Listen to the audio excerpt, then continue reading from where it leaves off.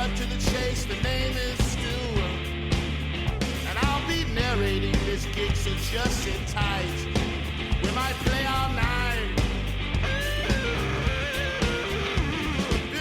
Hello, all theater lovers, both out and proud and on the DL, and welcome back to Broadway Breakdown, a podcast discussing the history and legacy of American theater's most exclusive address, Broadway. This series is called The Big Move, and it is covering shows that were so successful off-Broadway that they just had to transfer to the Great White Way and try some luck over there.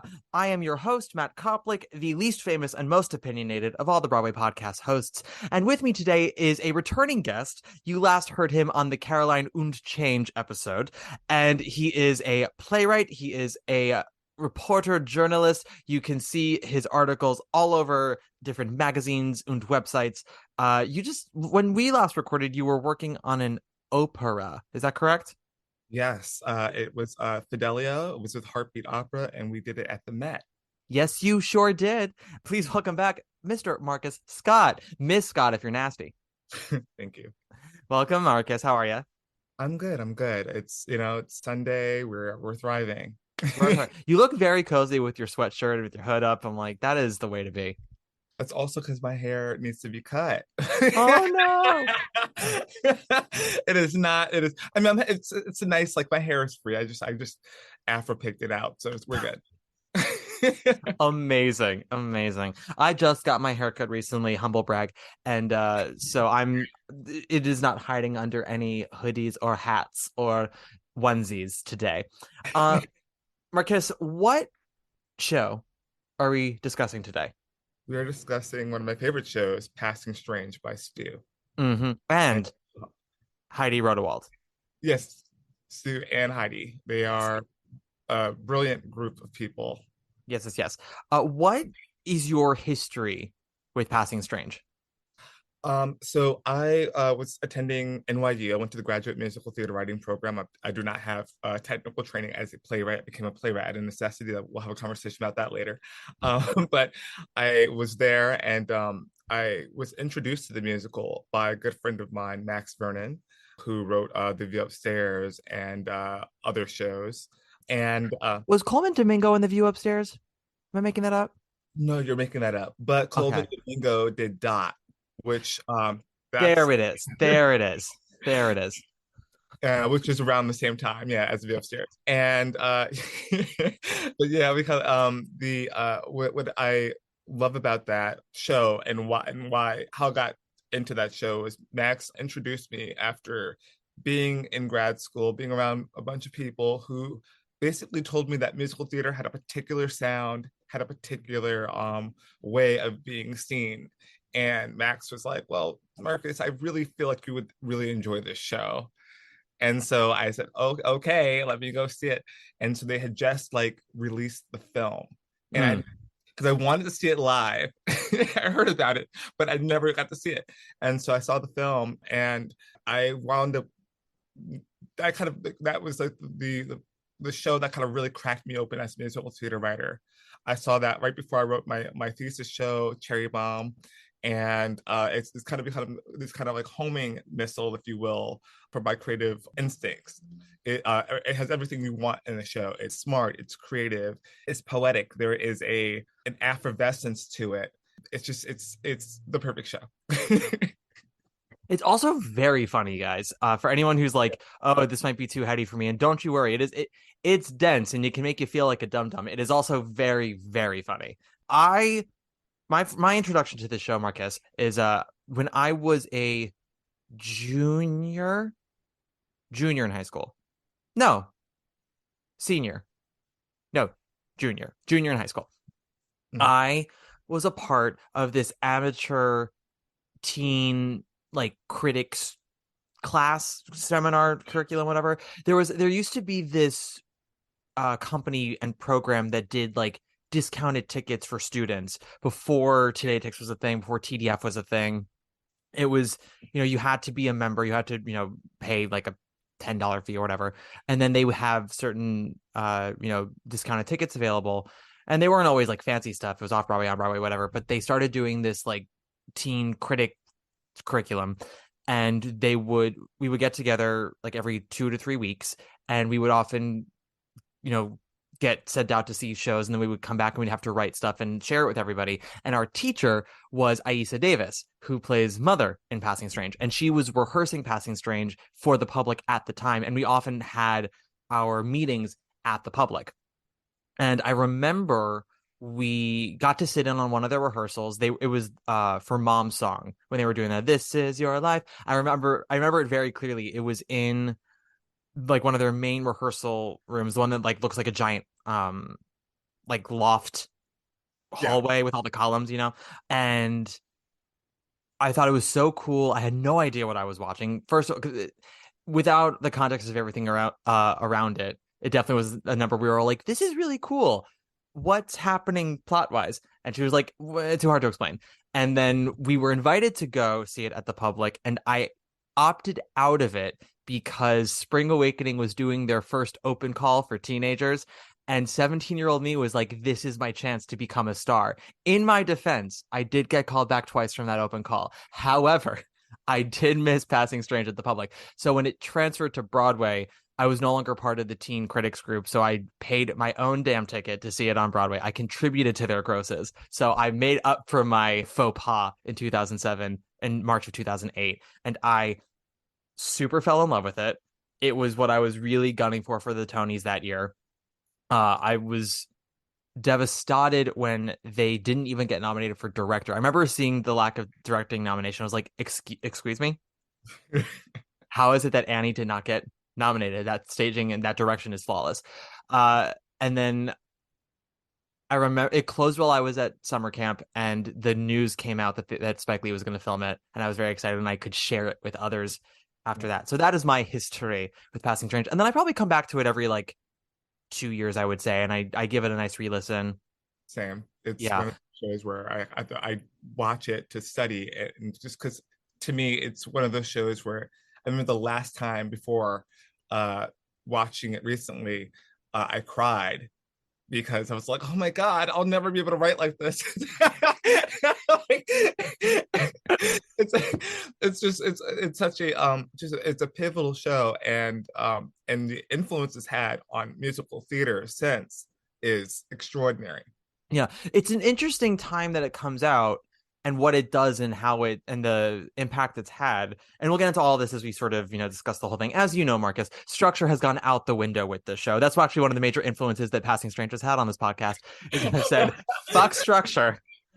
Act 1, Act 2, Act 3, out the window. I do have like a list now. I give myself a checklist of things that I want to cover as we go through the episodes. But we will discuss all of this good shit. Before I forget, guys, we actually have a couple of reviews. I want to get them out of the way. Since we famously now launched on Broadway Podcast Network, we have had 2 episodes come out since recording this. And I just want to quickly say before I read these reviews, because 3 of them deal with the same technical issue, because I am essentially a one-man band with this podcast, and I am not a technical person, and I have to always lean into however I can record with different guests. My recording equipment changes sometimes episode to episode. So for the first episode of this series, which was Rent, with our recurring guest, Adam Ellsbury, Gunkle of the Pod, we were using microphones that we hadn't used in like over a year, and they were not set properly, and Adam was too far away from his mic. So it was a quiet volume episode. It was not impossible to hear, but I did have a couple of people reach out and be like, I can't listen to this on the subway. I'm like, yeah, you'll have to listen to it at home, like quietly at home. Like you can't be cooking while you listen to it or loading the dishwasher. But so we've gotten some new reviews, and I'm saying this now because a couple of them mentioned the sound. So just clench your teeth, y'all, and we'll get through them, but they are nice reviews. So cue the Light in the Piazza overture music. 5 stars. Absolutely incredible. So good. So interesting. I love the current series on Sondheim. That is not current anymore. Matt is beyond knowledgeable and even more opinionated, which makes for a great show every week. The episodes are always very low volume. Can you bump that up a little? They're not all low volume. Just like 4 of them are. I'm just telling everyone. Next one.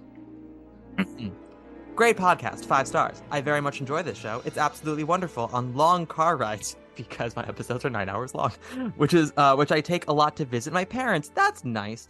However, since the switch to VPN, the sound is very low. When I turn it up all the way in my car, I can barely hear it against the sounds of the road. Other than that new issue, keep up the good work. You've got a loyal listener in me. 5 stars. This one is right to the point. Headline is, what is up with the sound? I'm gonna rave about this show because the theater nerd in me loves it. The hosts are like your best friends, sharing insight and critical, thoughtful presentations that flesh out and envelop the shows they speak about. So here is the but, guys. Now that you have ads, the problem with the sound is even more glaring. I'll listen to podcasts while doing other things. Never had a problem hearing all of them, but each episode of the show feels like the hosts have turned down their mics.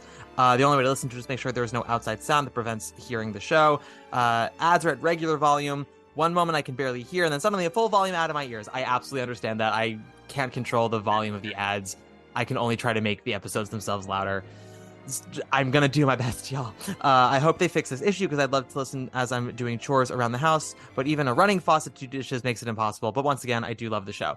Thank you, I know. Stop running your faucet while you're listening to me. Cut out everything and just listen to me. That is what God is telling all of you. Shut off the lights, tune out the world, and just listen to my sultry, sultry voice.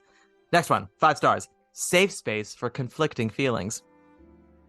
I just discovered this podcast, and I knew I was in the right place about an hour into the Rent episode. Rent has and probably always will be because nostalgia, my favorite musical, but revisiting at the age of 25 has been a complicated experience because now I see and understand the issues many people have with it. I will probably defend it until the day I die, so it is sometimes hard to hear the valid criticisms, but Matt and Adam did it in such a positive, thought-provoking, funny way. I can't wait to listen to more episodes, but for now, the thought of Collins hopefully redeeming himself by being a safe sex advocate will live in my head rent-free until the end of time, and really did not mean to do that as a pun. Thank you. And finally, the last one, 5 stars, informative and entertaining.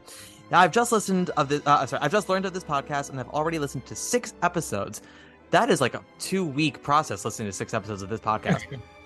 I really appreciate getting both well-supported points of view and saucy personal insights. I'm now subscribed because I need more and more. Thank you. So, Marcus, no pressure, but the pressure is on for information, saucy opinions, and entertainment. Be funny. Now, go. Okay. I can't tell a joke, Marcus, now. I'm a writer. It comes to me when I'm writing, not when I'm speaking. Well, so you mentioned earlier when you come back to the show all the time, like you kind of just go, I can't touch this. Like this, like the writing is just so good. There are some works that inspire me to write, and then some works where I'm like, it's so good, I'm paralyzed and I can't write. The last time that happened to me was when I first saw Strange Loop at Playwrights Horizons. Afterwards, I was like, so I'm not touching a computer for like 3 weeks because this is gonna live in my head. And then before that was the second season of Fleabag. Anytime I watch the second season of Fleabag, I can't write for like days. So here's the thing. I have yet to watch Fleabag. I know. It's like a cardinal sin. I feel like it's like the one show that everyone's like, you need to watch Fleabag. But in terms of Strange Loop, I have interviewed Michael a couple of times. And also that it's really interesting that you mentioned a Strange Loop because a Strange Loop is very much a show or a product that has been influenced deeply by Passing Strange, and not just like structure wise, but just like the themes in it as well. Oh yeah, absolutely. First of all, you don't need to do a goddamn thing, Marcus. You can watch whatever it is you want to watch. You don't worry your pretty little head with what society tells you to watch. I do think you would like Fleabag. And I think the first season is incredible. The second season is just a masterpiece, in my humble opinion, and perfect. And every time I watch it, I'm like, no, I can't do that. But you're right. A show like A Strange Loop, I mean, I haven't interviewed Michael like you have, so I can't officially say myself, but there are so many parallels, and there is so much influence that Passing Strange has had. It's like a trickle effect throughout writing in musical theater, and it's very fun to see. For those who are unfamiliar with The Strange of Passing, what is it about? It is about a character named Youth. That's all the character's name is in the show, who lives in Los Angeles and in the suburbs. In the 70s. In the 70s, 1976, with his mother, his single mother, and they attend churches, and their life is. Let me take it back. I'm like, I was trying to like elevator pitch it. I was like, that's not how you do it. Picture it. Sicily, 1922. Passing Strange takes place in 1976. It follows the youth and his journey through the first 25 years of his life as he goes from Los Angeles to Amsterdam and Berlin in his conquest or search rather to be an artist. That's what Passing Strange is about. And I tried to do that within a sentence. Yeah. I mean, that is very much at its core, like the gist of the show. Yeah. Youth is an African American youth in Los Angeles in the 70s. And yeah, he wants to be an artist. He wants to find what he calls the real and is just always in search of it. And there is another character we must discuss, which is the narrator, who is essentially Stu. Yeah. And he narrates everything, but also you come to realize that it is his life story, not Stu himself necessarily. He has said that the show is not necessarily autobiographical. There's a lot of it that is from his own life, but it's not like self-referential. It's very much it's again a strange loop. Yeah. Like in that wheelhouse. It's his story, more or less, bits and pieces taken from his life, and you come to find out that it's a memory show. He's telling a show from the future. Yes, in the form of a rock concert, theatrically staged performance piece. Yeah, and age story. Yeah, it's a coming of age story, and then also there's so many themes about this show that I love, that I think they do so well.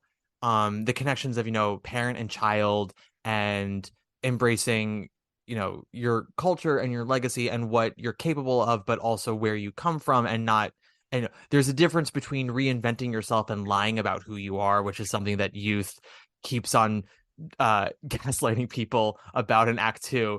He's like, I'm not lying. It's like, this is how I feel. It's like, no, dude, you're not from the projects. You come from an upper middle class home in the suburbs. It's really fantastic. Something that's actually interesting about Passing Strange, now that I'm thinking about this, because I talked about this with Adam in Rent. Mm-hmm. I'm assuming, Marcus, you have familiarity with Rent. Of course, it was like a gateway musical for like everybody in like growing up in like, the 2000s. Exactly.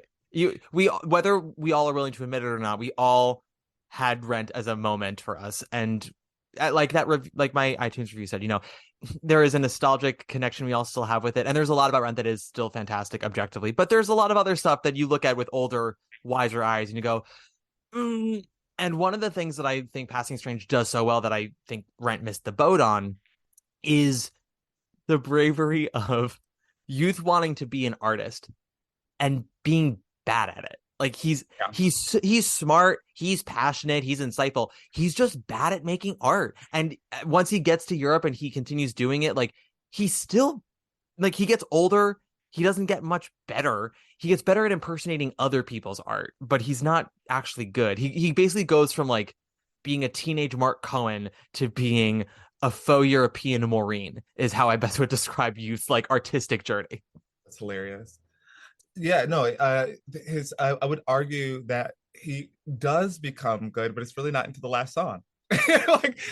Yeah. I never really thought of that last song as like his work. I guess that's sort of the blurring of the lines of everything. I always just looked at that as like an actual musical moment in like his life, not him creating something. But I guess you're right. That's sort of where the lines get blurred in Passing Strange. But that's also like that's literally like where the concept of that's where the show becomes cyclical, because it's him writing Passing Strange. Yes, and he becomes a good artist because the narrator has put up this very good show for us. Yeah. But youth in the moment of the show is not very good at the art. Ladies and jerks, we are the stereotypes. 1, 2, 3, 4, 1, 2, 3, 4. I'm at war with Negro Morris. I'm at war with ghetto norms. My mother stands at doorways begging me to conform. Be a good football playing, snazzy dressing brother, so the sisters won't be able to tell me from the others. It is good at code switching, which the show does a lot of. Yeah. Well, so that's one of the themes of the title, right? Is the title has a lot of meaning to it. Mm-hmm. It's first taken from a line from Othello, Mhm. What's the actual line? I have it written down. I thought it was something along the lines of like she swore in faith was strange, 'twas passing strange, something like that. Yes. Um, yeah, and passing strange in the context of Shakespeare means extremely strange, Mhm. which Stu has said, yeah, you can absolutely take that at face value. This extremely strange uh feeling of just sort of being alive, and then adolescence being a passing phase, Mhm. passing in a white culture as a black man, and then what is it that Rebecca Nomi Jones says to him in Berlin?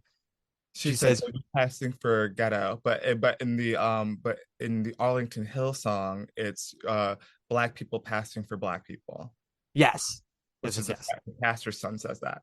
yes, and well, the pastor's son says that after the Adrena Williams moment when Youth Mhm. is at church for the first time in years, and Adrena says to him that he's has to be blacker if he's gonna Back get with up her. a bit. Yeah. Black it up a bit, yeah.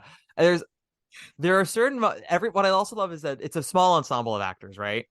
And everyone but Daniel Breaker and Aisha Davis played multiple roles. So we have Rebecca Nomi Jones, how do you pronounce her name? Deidre Aziza? Yeah, Deidre Aziza. Yeah. Mhm. And then Coleman Domingo, and then who's the fourth actor? Oh my gosh, Uh, his name is Roderick. Chad Goodridge? That's his name. Yep, that's his name. That's Yeah. his name. Roderick. I want to say I was like Bethany. Roderick. I was like, that's not his name. Yeah. First of all, has abs you could wash your clothes on. My But God, I mean, like, where did he go? He just kind of disappeared. he's really the only one from that company that hasn't really Everyone, continued. Yeah. I mean, so this cast, Daniel Breaker goes straight from this into unfortunately Shrek, but has continued to have a really strong career. Rebecca Nomi Jones, we've seen in a million things that's been wonderful. yeah, Deidre, she's around, she's done she's a stuff, TV but star. She's gone into TV. Like, yeah. so yeah, I mean, like And then Rebecca Coleman just keeps on dominating. Like, Coleman has done. I mean, Broadway. He just won an Emmy for guest star or supporting mhm, star for Euphoria. Rebecca Noemi Jones has become basically like the first lady of rock musicals. She's done everything. Like mhm. Not Wicked. She did Hedwig. She's done She did American Idiot.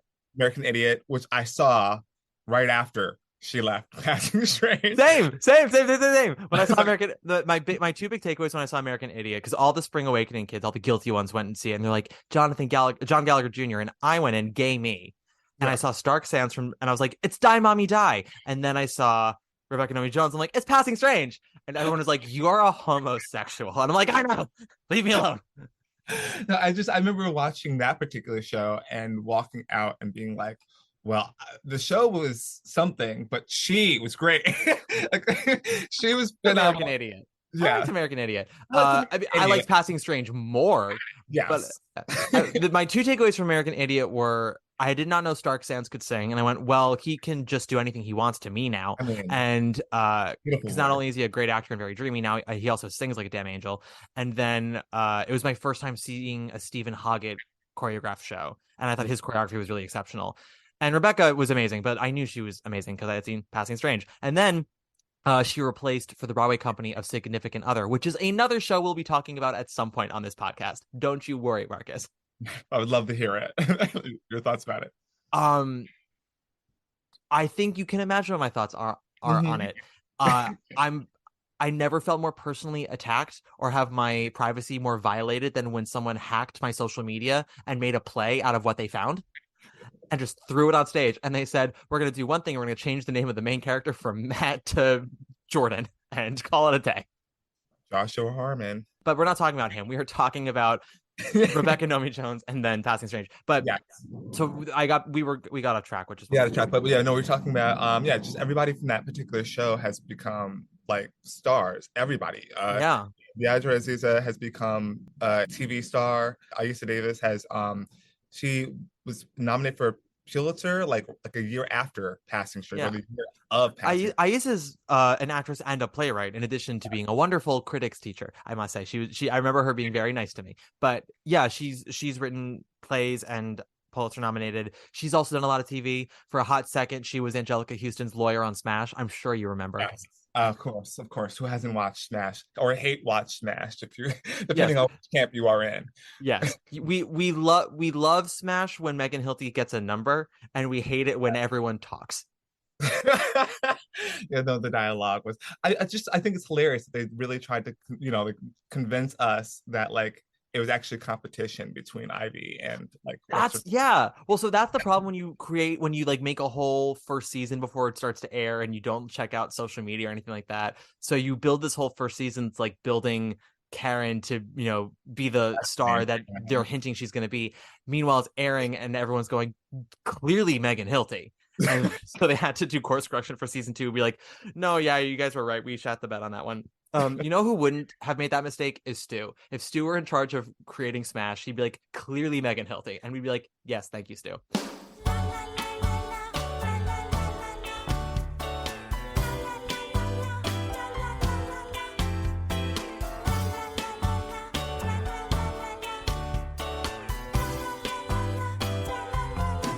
Naked girls at breakfast tables, talking Hegel and Camus. Adieu, Disneyland. While men dressed up in Galois smoke, quote Marx right back at you. Auf Wiedersehen, LAPD. All this might seem... You know what Stu's first musical he ever saw was?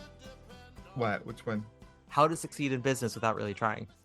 Really? According to his interview on Theater Talk with shithead Michael Riedel, he talked about, he's like, I knew of musical theater. I think he had seen probably a couple like movie musicals because living in, first of all, LA, theatrical wasteland, especially when he was growing up.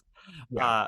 And he said his first musical, I believe Heidi Rodewald took him to see because she joined his band around 2000, I want to say 2001, because they were sort of indie rock underground cult figures. Yeah. They were successful in the sense that they had a core audience and they were always working, and he was, I think, Grammy nominated at that point too. Yeah. But they were not huge rock stars by any stretch of the imagination. Yeah. What? I said by any stretch of the imagination. No, not whatsoever. But he says that she took him to his first musical, which was How to Succeed in Business Without Really Trying. And Michael Riedel's like, well, what was that like? Thinking, Stu's going to be like, I said, fuck this. But Stu was like, no, it was great. He's like, it was a wonderful musical. He's like, it was, what he said was he had never seen songs done that way, where it wasn't just about expressing one feeling or setting an atmosphere. It was about legitimately telling a story through a song or a variety of emotions in one song and having that song then connect to another song later. He's like, I thought that was really cool. I'm like, yes, Stu, that's musical theater. I love it. But then he got exposed to more, because the interview was all about, they had opened on Broadway and it was, it's like the anti-musical. They talked about it, like the way they kept trying to advertise it was the musical for people who didn't like musicals. And rereading the New York Times review, Charles Isherwood, who I also don't like very much, but he was on the money in this one. He's like, don't call it a musical. You'll scare off the people that are going to like it. I'm like, it is a musical, though. It's just absolutely like it's a variety of genre. It's not solely rock. They use a whole lot of different musical influences, and it is a straightforward story. Well, it's just done in a sort of abstracty way. So, sorry, I'm grabbing the steering wheel for like 5 more seconds, then I'm going to hand it back over to you. Go for it. Thank you, Marcus. I thank you for allowing me to take the wheel on my podcast, where I invited you, and then I said, you stop talking now.